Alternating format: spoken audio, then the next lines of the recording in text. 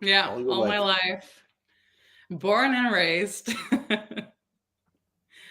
It's a wonderful country if you know how to navigate it. Yeah. Ladies and gentlemen, we are here on this Monday afternoon at 2 p.m. Eastern Time on March 4th. March 4th. We're going to talk about leather. We're going to talk about the Netherlands in Amsterdam. We're going to talk about everything kinky, BDSM. And look, this magnificent woman, Mistress CatastroV. Hello. Please, everybody be on your best behavior. Show utmost respect. Let's give our flowers to this magnificent legend in the kink community, straight from the Netherlands, Mistress CatastroV. Say hi. How you doing? I am amazing. Very excited to be here. Thank you for having me. So, what's inspiring you these days? Mostly other women. Really? Honestly, the women in the scene, the other pro doms, even the lifestyle ones, they just know they will inspire. Their way of life, the way they play. That's the biggest inspiration to me. You know what? I totally agree with you. That's why I do this. I seriously talking to these doms, not just the doms, but the activists, anybody who's sexually expressive doing this. They're inspiring. That's why I start the show off with that. So, who is inspiring? Not just what is inspiring you these days. Who are these doms who are inspiring you these days? Well, it's the most women I work with, actually. We have Madame Caramel. She is huge in the scene. We have Mistress Azada. So many wonderful, wonderful women I get to work with different cultures, different backgrounds, different everything, really. And even in the Netherlands, I find people whom I love connecting with. And I don't even have to work with them. It's just like talking to them and making a community. That's what I love about the kink community. Is everyone's trading ideas. Sure, everyone is in it for themselves in a way, but we're all in it together, and at the same time. So, Yeah. you, high heels and leather. You're a lover of high Whew, heels and leather. All it's right, getting let's start hot with in the heels. here. Let's start with the heels. You got to put your shoes on. We need a foundation so we can walk this path, right? So, high heels and leather. What is it about high heels that you love? And what is It- the latest pair of heels that you have? mm. Well, I actually recently got them in. Okay, let's talk about the first thing you asked. Okay. What I love about heels, it's just super feminine. Usually, when you picture a woman, she is wearing heels. If you picture a dominatrix, she is wearing heels. It can be boots if you're into that sort of thing, but it's always Mhm. heels. The posture, it's sexy. Even if it's like the tinier ones, you just make it work. And yeah, it's super feminine and also very empowering.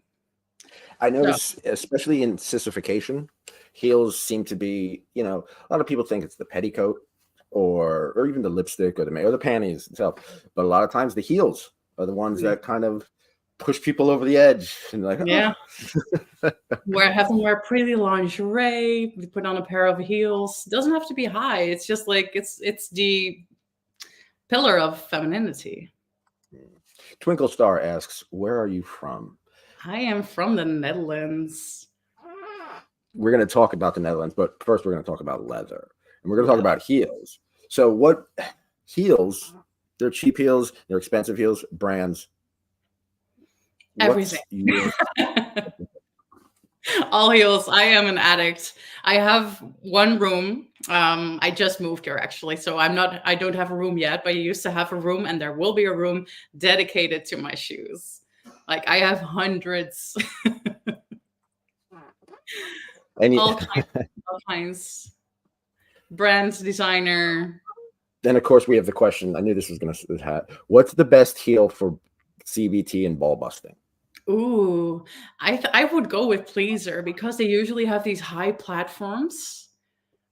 You can just kick the hell out of it. But And yeah, okay, you just any kind of heels would work. now there's after your heels, leather. You have a love of leather as well. Yes. So, do you have a favorite piece of leather? Just like the ones that look best on me. No, I have this corset skirt and it goes, it's a very high-waisted one. That's my favorite piece. And I have like a cropped biker jacket. That's, oh, PD. PD says, "Greetings, Humbly bow God." down as you should. Oh my God! Oh, don't worry. You're gonna get to. We're gonna get to the bowing, but we're gonna talk about leather for a little while. Yeah. So, let's say I know nothing about leather, Mm, right? I come to you, Mister. yeah. Please instruct me. Tell me. I know nothing about leather, but it's fascinating. It interests me. I like the smell. I like the touch.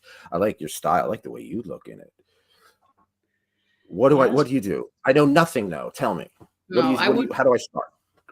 I would probably point you to some shops, to some awesome leather designers. I am all about custom leather, mostly because I'm a big girl.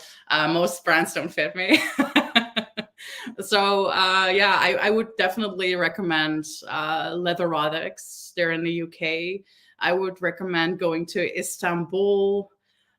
They have amazing leather there, and most Etsy shops, they will work with you no matter what size you are. So yeah, I would just start And there. Stan Vladimir asks, which do you prefer, leather or latex, or a mixture of both? Well, there's a time and place for everything. I am really into latex too, but leather is usually like my go-to because it's easy to put on. But latex definitely is one of my favorites too. But what I said, there's a time and a place for everything. So you're in the Netherlands and you love leather. So you go to shops and stores. What's it like there? We'll talk about the kink scene, but specifically, let's talk about leather. Getting leather in the Netherlands. Yeah, What's it like compared to getting leather in other parts of the world? I think it's a bit harder. I feel like if I go to Romania, for example, it's easier to just go into a store and buy leather there.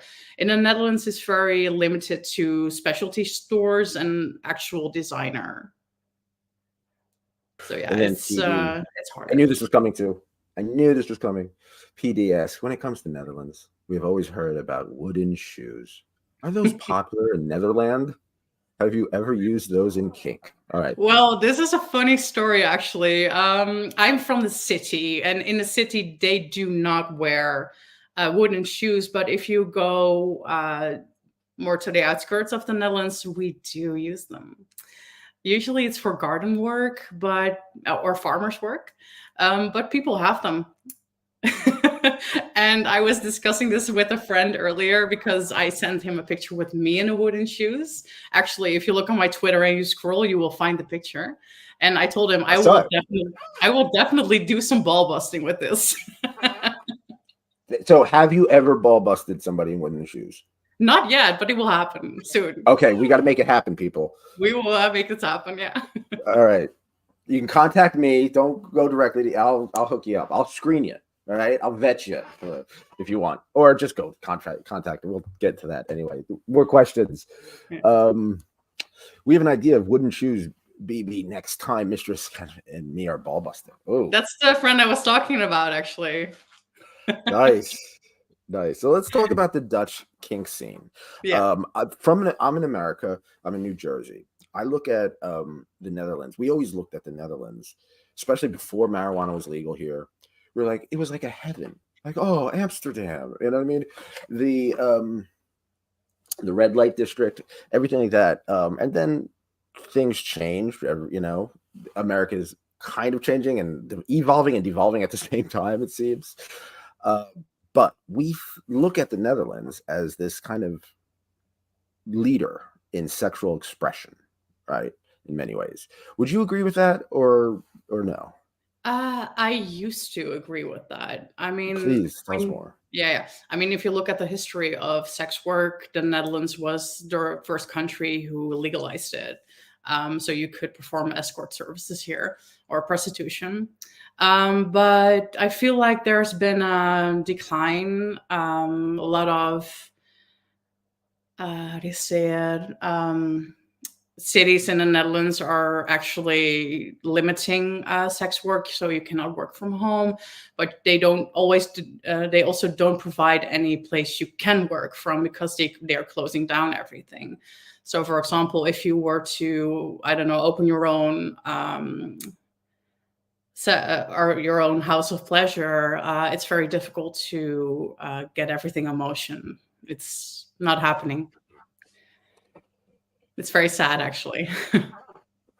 I had to ask about this because a lot of people watch this are horror movie buffs, and there's a man named Tom Six who did the Human Centipede series. He's from the Netherlands. He's Dutch. He's very proud to be Dutch.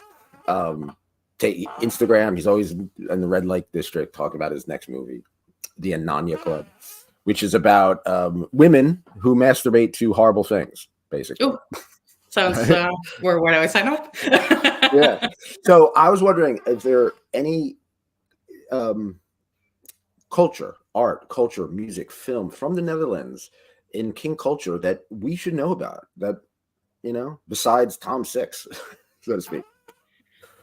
I am very sad to say I have no idea.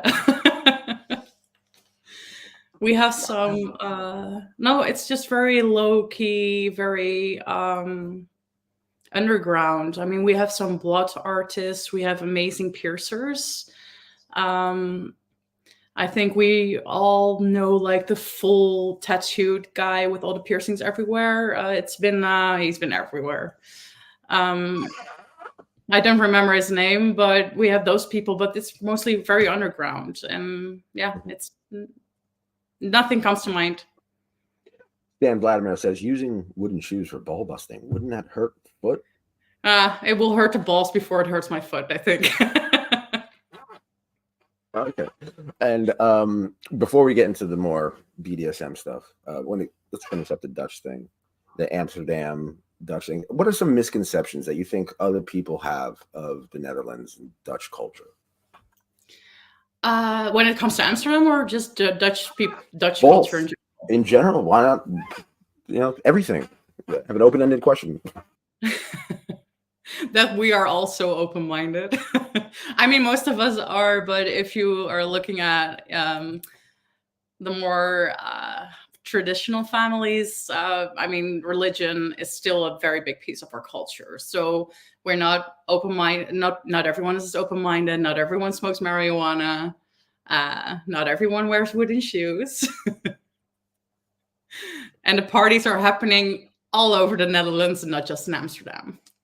Nice. Ronald says, I mean Flesh Factory, I think, mistress. Yes, that could be one. Yeah. Okay, so you are a lifestyle mistress. You are a professional mistress, but a lifestyle one too. Very time consuming. How are you not exhausted? I love what I'm doing, and it comes very natural to me. So how do you find a balance? I don't have a vanilla life. But between lifestyle and kink, I mean, the very easy answer is ask money for the people who are commercial. And it does feel like work, I mean, you meet a lot of new people, and it does affect your energy levels. Like sometimes you have sessions with people, you will be through the roof. It was amazing, and it was everything you ever hoped for. And sometimes it's very draining, and you don't really get to do what you really wanted, or you just don't click with someone, stuff like that. So so you have that commercially, but the lifestyle subs often make up for it because of their diligence, because of their wanting to obey. They will go through fire to please me. And some commercial subs do too, but there's always like money involved. So it's not always the in-depth you want it to be.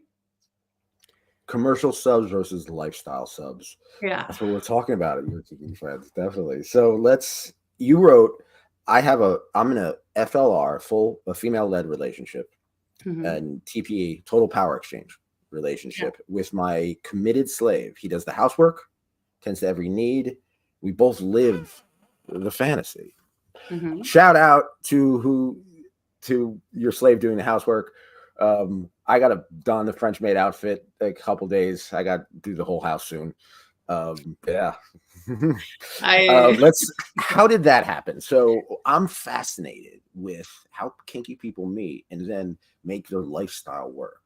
I mean, it's beautiful. You found each other. How did you find each other? How did you make this work?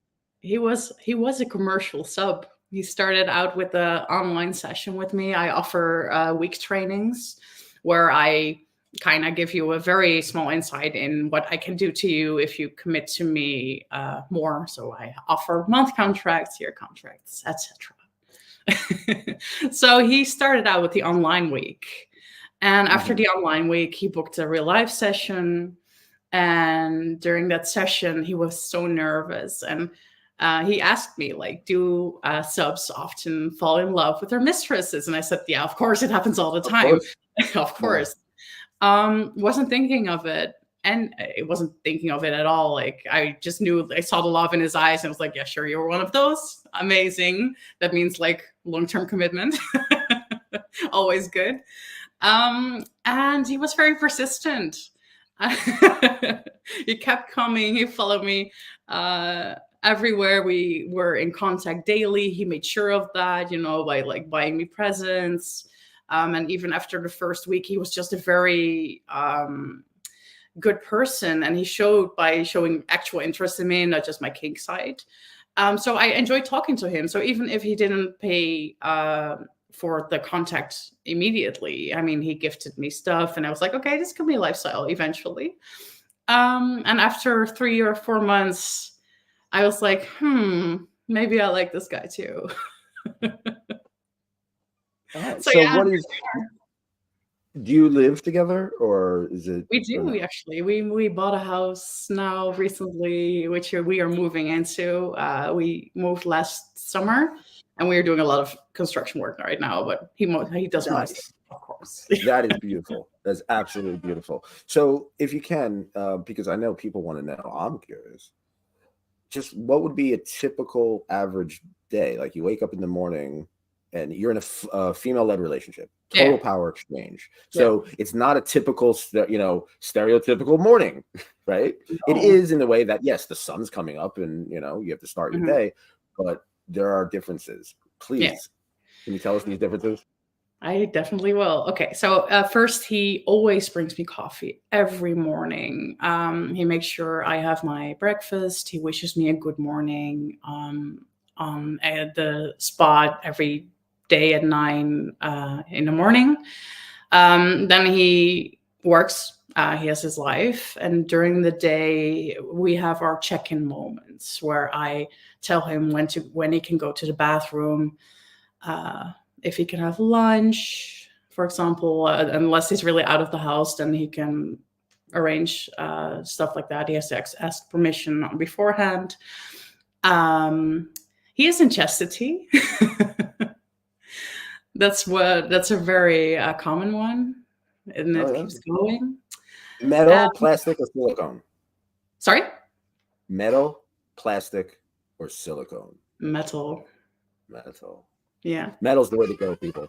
In the words of Chastity Queen, my friend, the best chastity device is the one that fits. Yeah. How long has your sub been in chastity for? Well, we did a lot of in the beginning it was just a full time. So when you serve me, you will have to be in chastity unless it's like an hour thing. But if you're under contract, I can tell more about that. You have to be in chastity. Okay. So this my sub, he has been in chastity now for he has been in chastity for I think 6 months now, full time. And we did months prior to that. Whenever I feel like, hey, it's time for your chastity again, he has to put it on. And then whenever I want, I can take it off. But I don't ever want to take it off. Why don't you ever want to take it off? Well, because I feel like men are usually more obedient if you take away their most primal desire. Men are And that's the more. one. If I'm writing that down, if you take away. Please share it with me. No, you're absolutely right. So now let me ask you a question. I enjoy chastity play myself. A lot of that comes with sissification and the whole forced cross-dressing. Does that ever come into play with your relationship?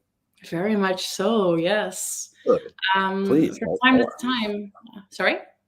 Please tell us more. Oh, yeah. So from time to time, I tell him, during Christmas, for example, he was preparing our Christmas dinner, and I told him, you will wear your feminine outfit, and if I have girlfriends over, I will have him serve drinks in like a maid costume, and if he has to clean, I sometimes just tell him like put on a dress, or whenever he comes home, I would just tell him to put on a dress, and you just see him light up, and he's like, oh yes. he loves to play. Yeah. Nice. Yeah, I enjoy that myself. So we talked about how we meet. So I talk to people who are in FLR relationships and total power exchange, and each one is different, beautifully different. Each one is unique. How would you say that your relationship is unique? I always feel like you are two different persons, so of course it will be unique. I think I'm not really sure how I can answer this question. We have a lot of sadism and especially emotional sadism in our relationship, and I think people can find that very interesting, weird, even. Definitely, that's very interesting. Can you give us an example of emotional sadism? Well, cuckolding, for example, is a really easy one. I think I really like cuckolding him. I can just see he gets so small with that, and also very excited eventually. But I can really hurt him with that. Him seeing me with another man, it just breaks him. But he loves that too. So it's the ongoing struggle with I like this, Well, but I don't want to like this. And it's I've noticed that a lot of middle-aged friends, males, friends of mine, they really get into the cuckold thing. So I'm trying to, doing this, I try to wrap my head around it. This is what I try to think of it. It's the submission of wanting to be a part of the dom's life and contributing to her pleasure in any way, shape, or form. Is that's the way I look at it, or I try to kind of get into it if it happens, but it's not always like that. Like you said, there's sadism involved, straight up sadism involved. So why do you think your sub enjoys it? Because many people do. Many people love, there's a masochist in them, love being like that. Why do you think your sub specifically likes it? Well, especially because of the humiliation part, it excites him, and maybe also seeing me enjoy another man, and it fits perfectly into the chastity play because I need another man because he is in chastity, and real men would never go into chastity, obviously. Oh, I don't know about that, but all right, let's go into character. Yeah. No, there is. That's all part of the narrative, the whole part of the humiliation narrative is that you're not as good, or you're not worthy, you're not good, period. You're not nowhere near the level that me or the people that I love are on. Yeah. So, okay, we have PD. What are some of the most humiliating things you have done to a slave? I love questions like this, but it very much depends on the person, because for someone it can be super humiliating to wear girly clothes, for example, while others very much find it humiliating to get peed on in public or have to drink their own piss or you name it. So yeah. When was the last time you peed on someone in public? That was a while ago, I think. Yeah. I cannot pinpoint the exact time, but I think it would have been a year, maybe something like that. It was during a festival, actually. It was funny. So, I mean, you didn't start out this way. Like you were born with this beautiful hair and this outfit and It's and this natural. attitude. What are you talking about? Yeah, you know. So, but in this lifestyle, so it's like you have to get into it, and there's always a first time, right? So please tell us about the first time that The you first, ever like really you're like, oh, I'm officially kinky now, so to speak. Could be professional, could be personal. yeah. Okay. Well, it was funny actually because it started for me when I was really young. But when I first found out I was kinky, my first two sexual relationships, I was really young, and they were both kinky, and that was my normal. It started out with the furry handcuffs and like the whip.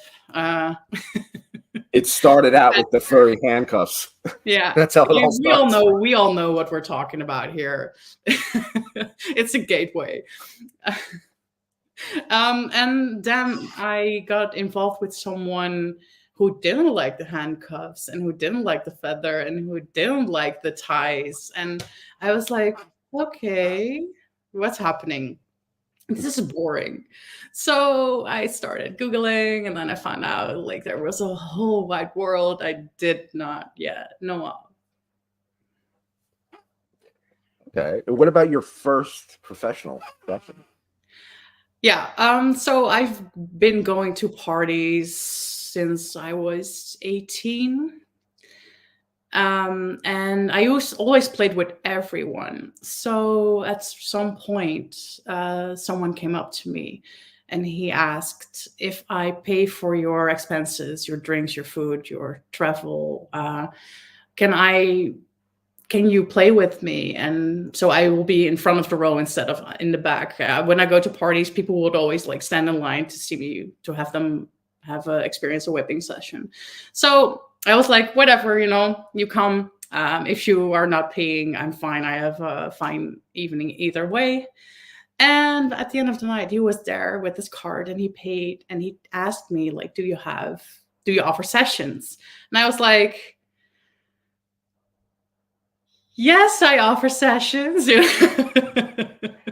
I did not know. So I called a friend after, and she is a sex worker. And I was like, oh my God, someone asks me if I can do this. Can I do this? And she said, you can do this. And that's the beginning. We have some questions. First of all, we have the stand question. Wait. We did that one. Yeah, we did Wooden shoes for ball busting. Yes, the stand question. If you could have any superpower, what would it be, and how would you use in your kink life? Oh, that would be mind reading. I love to crawl into the mind of a submissive. Everyone is different. Everyone has their different triggers. And I just love finding out what that is. And sometimes it takes a lot of time, and then it would be really handy to just read someone's mind. And, yeah, I think that answers the question. Very much. Okay, we got some more. Stan asks again, has there ever been moments when you humiliate someone in public and you got into trouble? No, never in trouble. Sometimes people will look at you weird, but yeah. I do tend to pick my times and places where there are not a lot of people around, especially not children. So, What's a good place in the Netherlands to publicly humiliate somebody? well, yeah, city centers, but during nighttime, forests, parks, yeah.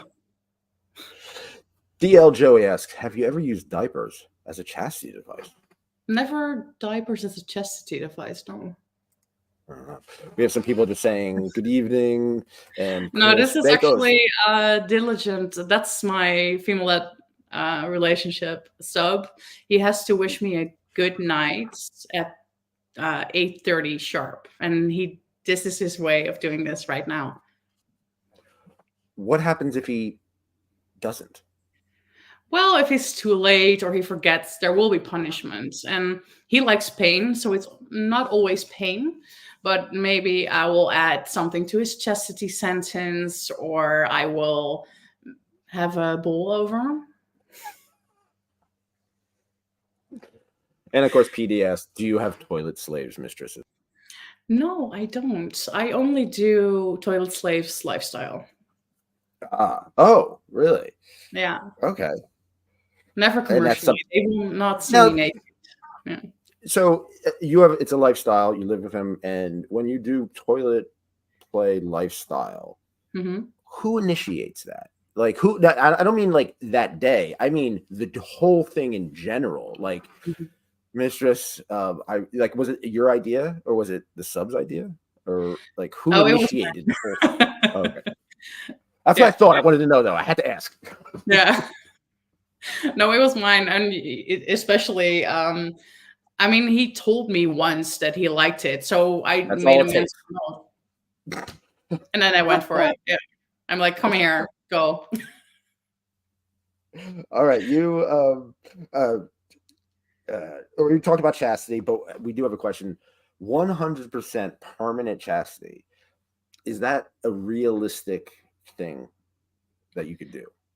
Well, I define like 100%. I mean, if they have to be in chastity all Never the come time, again, I don't think that's possible. They have to clean regularly, right? and sometimes you need the well, yeah, you need release in some way so you can ruin the orgasms, and then you have to get them out too. I think from an older age, permanent chastity is more of a thing, but you have to implement certain hygiene rules to your life, and it will be much harder. Why do you think that at a certain age chastity is a thing? Because I noticed that when I like chastity play, but I like the release. The I like the release. Like it's that's the reason to do it for Mhm. me. Everyone's different. Yeah, But why do I you like think the is that? denial. Uh, well, oh yeah, maybe we get along, don't we? Uh, um, why do you think it is as people get older, people get into it? Mostly because there will be more committed to just one dominatrix, one woman in their lives, and that's usually makes it easier, I think. Yeah. And then Stan, of course, Stan the man. What are your thoughts on medical play? We both have a love for medical play, so please tell us your thoughts on medical. I really like medical play. I do a lot with needles, also a bit of blood play. Yeah, it's amazing. I love it for sure. Yeah, I'm not very experienced yet, but I will be. Just give it time. And PD, we still have tons of questions, but PD asks, can you please share an interesting experience involving water sports or hard sports, mistress? Well, maybe I should tell about the festival experience. All right, do it. Yeah. So I was just starting out as a commercial dom, and one recognized me from FetLife, and he walked up to me and he asked me if I was CatastroV, and he said, "Yeah, yeah." And I said, "Yeah, I'm CatastroV." And he was like, "Okay, I have this wild fantasy of someone peeing on me in public." So I took him to the area behind, and I was like, "Okay, you have to pay first because I'm not doing this for free." So he paid, and then it's truth sticky. It's very easy. It's some sort of Venmo, but for Dutch people, and yeah, it's really easy. You just send a link and they get to pay. So he paid. I peed over him. That was it. So one thing you do is you attend events and you help out with events. You throw events, correct? I don't throw events, so I Yeah, sometimes but do. you're involved. You're involved in the events. Like I'm you go to the events and stuff like that. I go to the So events for sure. I'm pretty fascinated with how kinky people get together, especially in venues. We have a in New Jersey. We have something called a Mischief Manor, which is a BDSM dungeon. But it's kind of like a gathering place where everybody can do things, do podcasts, do dress up. You could um, takes a lot of effort, energy, connections to get these people together and to find a place that's right and comfortable for you. So how did you find these places that you found? Well, I usually just, as I said, the parties spaces are very limited in the Netherlands. There are not popping up any new ones regularly, so mostly you just know the venues. And it's not always about play, especially in femdom. It's also about like the luxury. So sometimes you would just call a venue and say like, "Hey, we're hosting this party. Can and it's you have to say it's about sex work. Can I invite all these ladies or people?" And they would often just say like, "Oh yeah, sure," or they would decline, and then you move on. So it's hard to find spots to have parties in, but sometimes when you just come with money and tell them how much they will spend on drinks. They will Uh, sometimes, yeah, indulge. Tito asks, "Hi, mistress. How do you enjoy breath control sessions?" I love breath control. I have a latex vacuum bed. I have, of course, I do face sitting, clothed, and just like I love to like choke them really good. I love that. Yeah. How do you keep breath control safe? Because I know people who play, and it can be risky. I mean, there's a lot of things can go wrong on both ends. So how do you keep breath control safe? Well, usually when I do like, I would never put a lot of pressure on someone at the first time. When it's during a session, it would be like very light, just regular face sitting. But if I really intend to like choke someone out, for example, I will have a spotter. I will have all my things in motion, so I can just press a button and I will call 911, 112 in Dutch. So yeah, I have my ways, and how do you keep, yeah, to just keep it safe as possible. Now we were talking about cross dressing, femdom, chastity, cross dressing. That is a fetish that I enjoy myself. That I'm fascinated with it. I'm a switch, though, so it's not something I live ever 24/7. But throughout the years, my my attitude towards it has changed through the whole sissification narrative of a woman taking a man, locking them in chastity, putting them in women's clothing, pegging them, making them like suck cock, or pimping them out, or just making them a maid or a butler, whatever, you know. And our attitudes change. How has your attitude changed towards sissification throughout the years? I started out as an alternative girl when I was younger, and the men in the group were always kind of androgynous. They would dress up in, skinny jeans, have the crop tops. They were goth. Would wear like the eyeliner, very dark, and lipstick. So that's where the love started for me. I loved dressing them up, helping them with their makeup, putting them in the tight corsets. And when I tightened the corsets, I was like, oh my God, this is amazing. And I think I was 14 back in the day. So that evolved in me liking to dress up men in female clothing and female attire. After that, I started offering it in sessions, and I just, yeah, it kept going. I would love to experience someone who would transition through kink, for example, or I can help transition through kink. Like then we are not talking just cross dressing; we're talking like the full process of feminization. Hmm. Now, there's two kind of spectrums when it comes to feminization. There's like Mhm. the proper maid, so to speak, Yeah. and then there's the dirty slut, right? Yes. So, which end do you prefer to play with? Both. No, I which one do mean, you more? there's a time and a place for everything. No, I love my dirty sluts, but I also love my proper sissy mates. I actually train my sissy mates so they can be my lady in waiting at a femdom ball, for example, or any kind of femdom party I'm taking them to, which requires etiquette and proper attire. But my dirty sluts, like, ooh, I would rent them out, you know? Suck some cocks for me, baby.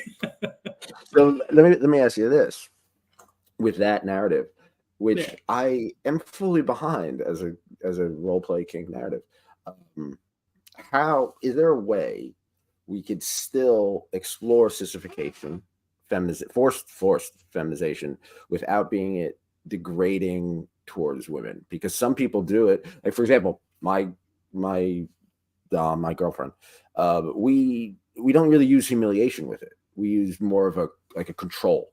Like she controls me and she knows what it does to me and she has the key, and when she wants to be fucked, that's her. That's like she says, and she wants to do it often. So I have to be prepared, ready, so there is that. So that's one way I feel that I'm trying to not use degradation, humiliation into it. Mm-hmm. Is there other ways you could use cross-dressing, sissification, and even chastity without the humiliation, the sadistic aspect? Yeah. I mean, it is all about control in the end. It doesn't have to be humiliating. I mean, it can be humiliating for the person, but I am still the one putting him in the dress. So I think it is all about control, and it can maybe feel humiliating because they have that aspect. They have that, how do you say it? I'm sorry, I lost a word. They have that, sorry, I lost my word there. Fire? Sorry? That energy, that vibe, that energy? Yeah, the vibe. I mean, they feel like if I put them in a super frilly pink thong, they will be like, oh, that is so girly. It's so humiliating. And they would maybe feel smaller. But I'm still like the most powerful woman in the room because I have the control. So it's never about Which is a turn on. Yeah, which is a turn on. Yeah. So, and that leads that your power and using the humiliation with your power becomes very exciting for them, obviously. Yeah. So yeah, I mean, and I can still like call them my good girl, and it doesn't have to be humiliating. But we have some questions. First of all, Stan Vladimir says, put a blood pressure pump on the neck for breath play. Ooh, okay. Yes. Send me a message, Vladimir. Do you have any clients that are in training to be better doms and subs? I do. I offer mentorships to couples one-on-one, and a lot of women come to me and they basically tell me like, hi, what can I do to be you in a few years?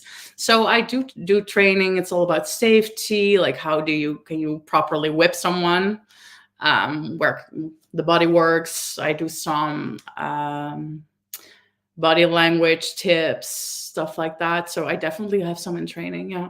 And also some subs. Tito asks, please tell us about the first time and most memorable session. We talked about the first time. Yeah. And he asked memorable session. Let's reword the question. All right.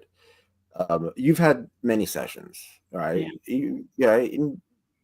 I'm sure you've had typical sessions, but I'm sure there's a session that's like, wow, that was either incredible or just so different and so unique, just out there. What, do you have one of those? Yeah, for sure. Every time I experience something new, for example, I love hurting people consensually. And I had this femme sub, and she is actually one of my best friends, and she pushed me. We pushed each other. It was I would just hit her until she went into subspace. And I think after a few of our sessions, I whipped her with everything I had, and I ended with I ended with a cane, and she started bretting because I went on her ass until it was numb, and she was like, "Oh, but I don't feel this, so I can breath now. So I tucked her on her hair. I pushed her to the wall. I started beating her even harder. And then she went into subspace. And I hug her, and I just was stroking her, and I was like, whoa, this is a different kind of high. I think maybe that's dumb space. I don't know, but it was Yeah, definitely a rush. That was the memorable session. Like, that sounds amazing. it All was right. amazing. I never experienced Wait. that before. Okay, collect reader. Would you prefer kicking or stomping? Kicking. Yeah. Which actor would you like to have as a sub? And which actor would you like to be as your dom assistant? Ooh, I would love Morticia Adams as an assistant from the 80s. I forgot the actress's name. And what would I love as a sub? Oof, Chris Hemsworth. That was an easy one. All right, we're going to talk about pegging. We have to Mm. talk about pegging. We've reached this part. So I'm going to ask the Kate question. Kate West is a friend of mine. Why are men so obsessed with their own assholes? I think they are when they discovered the G spot. You know, what kind of pleasure can come from coming anally. So I think that's part of the obsession. But I don't feel like a lot of men are that obsessed with their own asshole in the Netherlands. So there are a lot of people who are like, yeah, no pegging, no pegging. I'm like, okay, but if you go abroad, they'll be like, oh, please peg me, mistress. Wow, that's interesting. So Yeah. most people, so so you're saying that people in America like pegging more than in the Netherlands? I think so. Yeah, coming from just my own experience. Maybe other DOMs have other experiences, but Yeah, I can see that. yeah.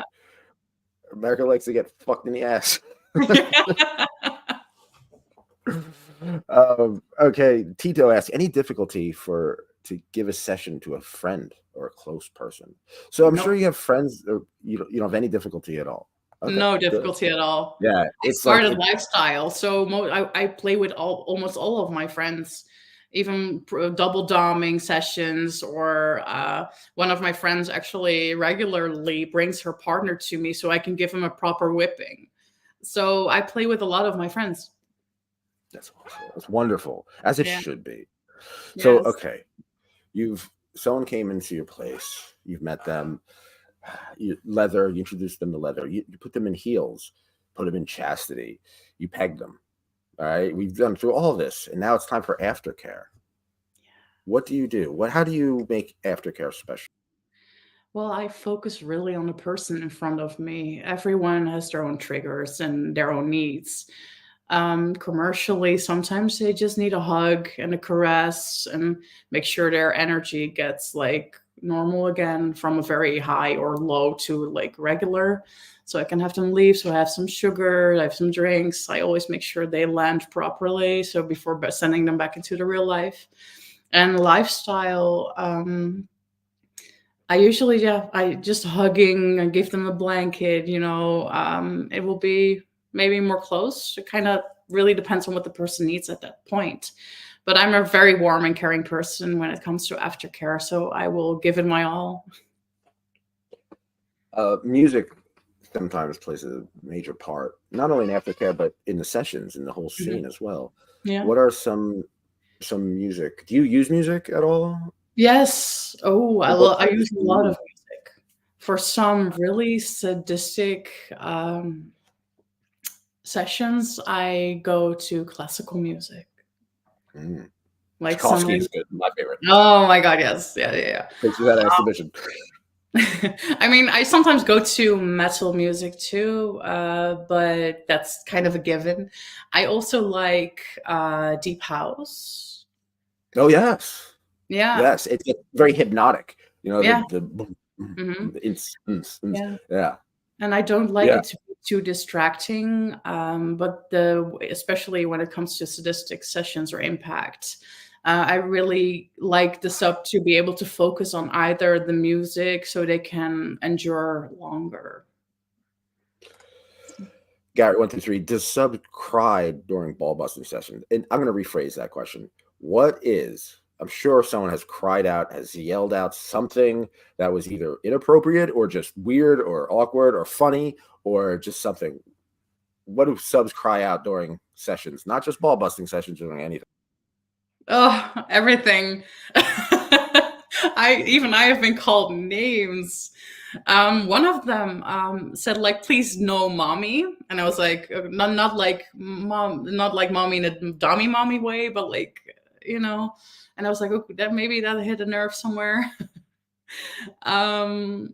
Yeah, I've been called a bitch. I've been called terrible names.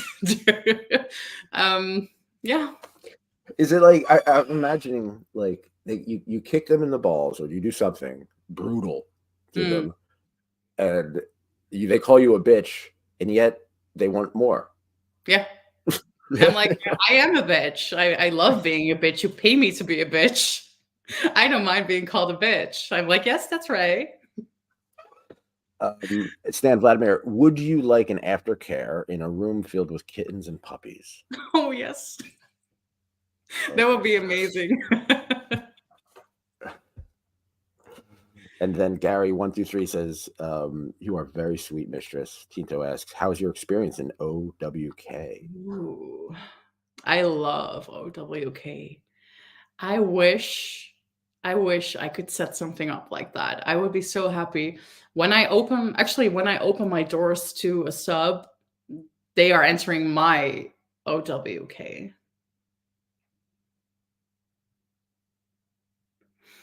So yeah, it's really interesting. Mark Steed says, I follow Miss CatastroV online. She's always so interesting and very beautiful. For those who don't know what OWK is, please expand on that. So it's Otherworld Kingdom. It was, I think, founded somewhere in the where was it? Somewhere in the 60s? I'm not sure, but it's in the Czech Republic. And it was a country on its own where matriarchy was the absolute. Like everything, just the men were slaves, the women were ruling everything. And they even had their own coin, their own currency. And everything was like in a theme of female supremacy. And that's wild, and I love it. So yeah, my experience, I've never been, but it was defounded when I was 6, I think. So I never got to experience it. That brings me to my next question. Right? Fantasize with me for a second. Let's say, right, Mistress CatastroV, you have all the resources in the world. You can go anywhere. All the people you want. Film any location you have, and the weather's what you want. What do you do with your ultimate kinky fantasy? I would buy OWK. I think they're selling it for 5 million. So if anyone wants to invest, contact me. I would definitely buy it, and I would make sure like I invite all the people I want there and make sure it starts living again, and not just online. Beautiful, beautiful. Okay, rapid fire recommendations. They don't have to be rapid fire or kink related. Okay, so I'm gonna ask you to recommend something. It doesn't have to be the be all end all. It doesn't have to be just something you like. All right, recommend a movie. A movie. I recently watched Players. It's fun, but it's not. Yeah, it's just a very feel good movie. Okay. Recommend a song. Ooh.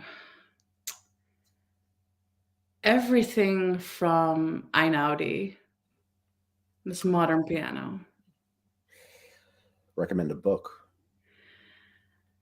Let's see. The psychology behind BDSM, explained in Young style. Okay. It's very good. Recommend a television show. Ooh. It's a Dutch one, actually. It's called the Avondshow with Arjen Lubach. Recommend a meal. Sushi. What kind? All of it. All of the fish. Gary123 says OWK Garden. I would. Does that mean like garden play, or I would play outside? I have a big garden right now. We're gonna do the word association game. Okay. Yeah. So I'm gonna say a kink or a fetish. You say the first thing that comes to your head. There's no wrong answer. Okay. So if I say chastity, you may say lock, right? Yeah. But if I say chastity, let's say you're thinking about sushi. You could say sushi.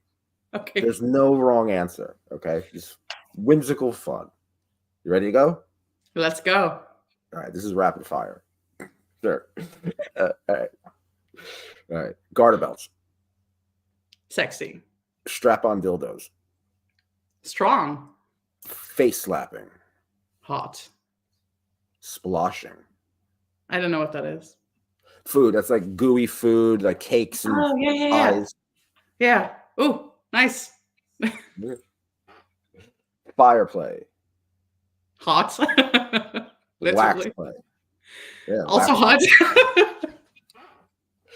Rope. Restricting. Yeah.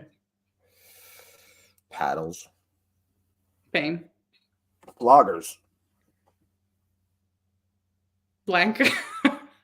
Riding crops. Hurt. The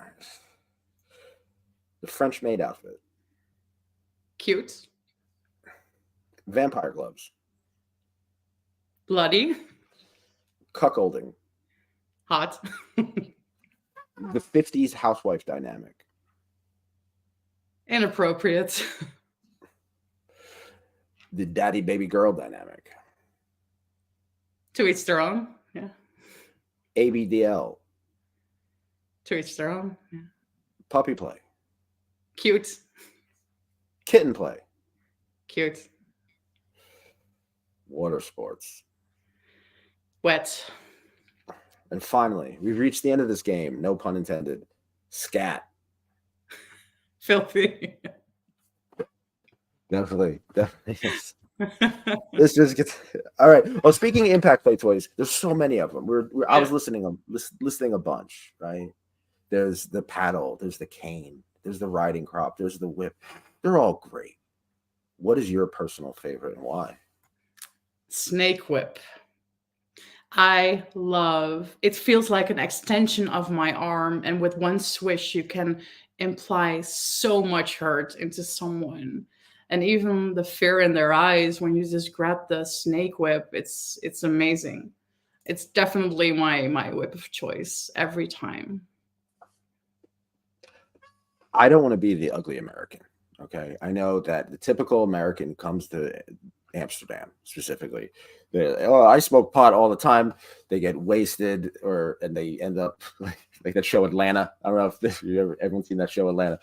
So as an American who may travel to the Netherlands in the next couple of years, what advice would you give to not just me, but any kind of American, so that we're not going to be the ugly American, so that we can not only embrace the culture, but celebrate it and become a part of it as well?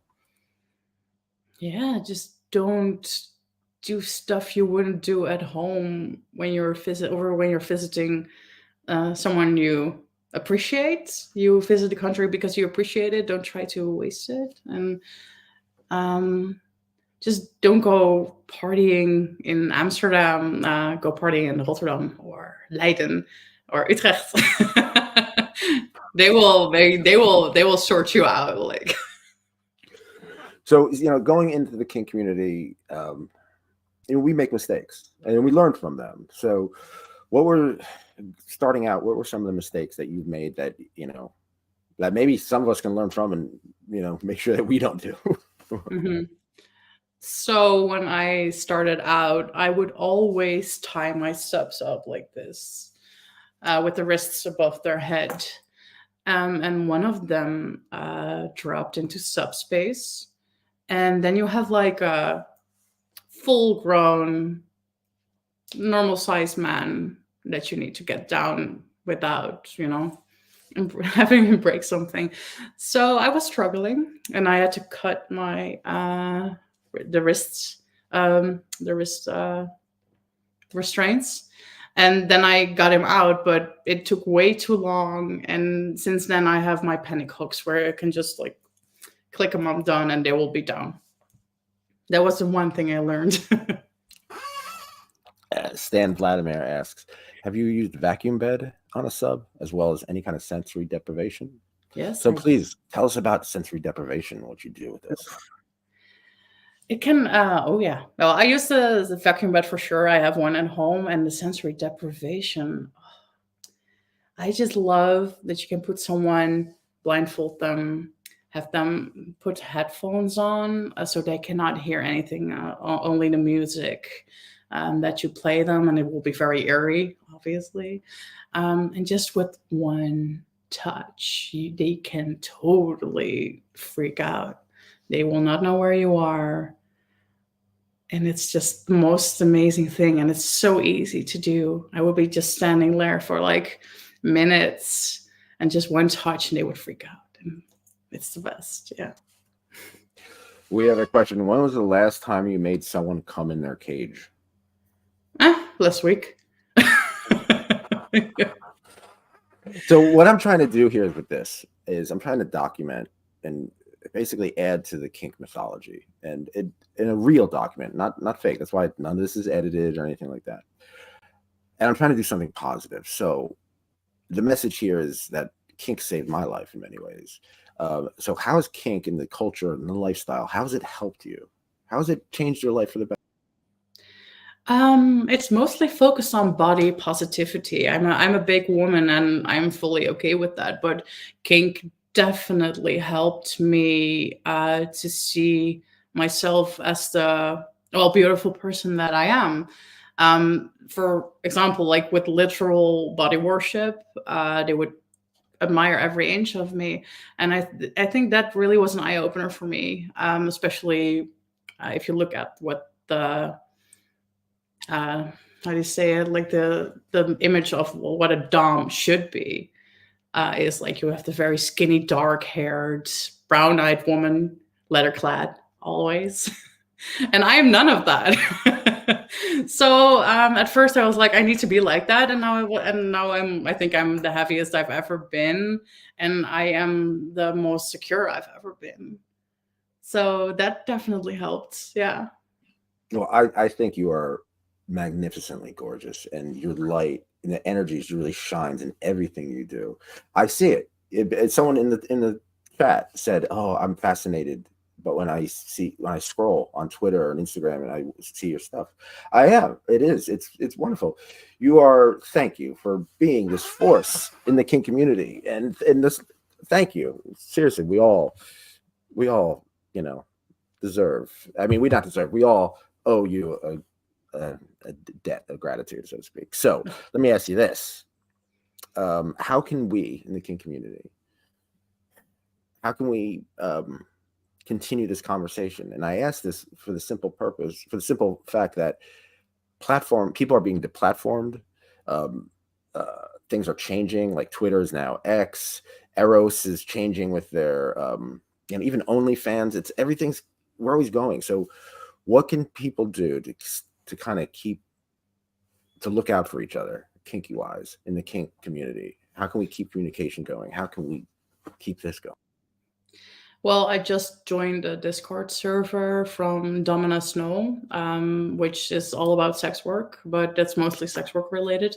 I think there are a lot of other Discord servers that are doing this, and I know there are a lot of different opinions about Fat Life, but if you get your own kind of small community going there, and it is possible, definitely just keep eye out looking for your people on public sites like that, because Fat Life will not disappear. And stuff like X, for example, it will disappear eventually, I think. So keep finding your people. Go to munches, meetings in vanilla context, where you can meet other kinksters. Look out for events like that in your neighborhood. Find your people. Keep your eyes open, and they are out there. Sunshine says, Miss Catastrophe, I love to hear that you're happier than you've ever been. Me too. I agree. Body worship has helped me love my body more, and I hope kink does that for everyone who needs it. I would really recommend it. Yeah. So we're all on this path, you know, through life and just through the kink world and through BDSM and stuff like that. We're both experienced people, but the path goes on. Where do you want your path to take you now? Ooh. What's next? Well, I am working so hard on finding foot abroad, like internationally. I've been working with different DOMs.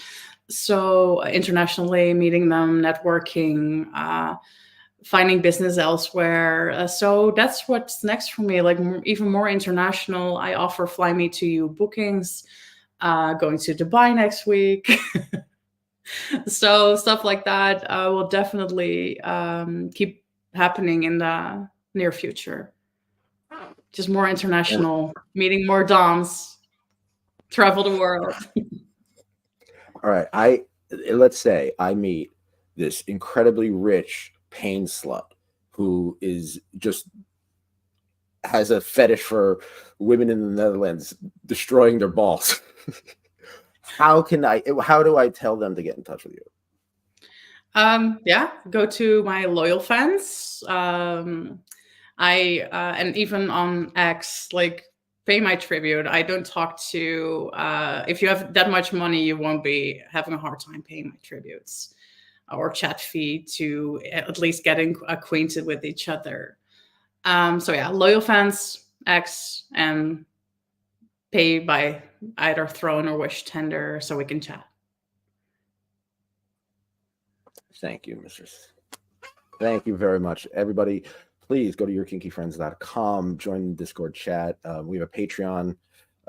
We need money. There's a GoFundMe account. I had some health problems. You know, we're struggling, but we know that we need all the help we can get. We need artists. We need video editors, sound people, creative types. Contact me. Please contact me. Your Kinky Friends. Subscribe. Like, subscribe. Go to the Your Kinky Friends Twitter, Nicholas Tanek. Buy my books. I wrote 3 books and I'm very proud of them. The Coolest Way to Kill Yourself, Chip Black Nail Polish, and Your Kinky Friends. They're out now. And we have Ronald saying thank you, Nicholas and Mistress Catastrophe, for this wonderful interview. I loved every minute of it. Thank you for watching. And remember, everybody, never waste the Dom's time, but the cardinal rule is be cool, be kind, keep an open mind. Take care.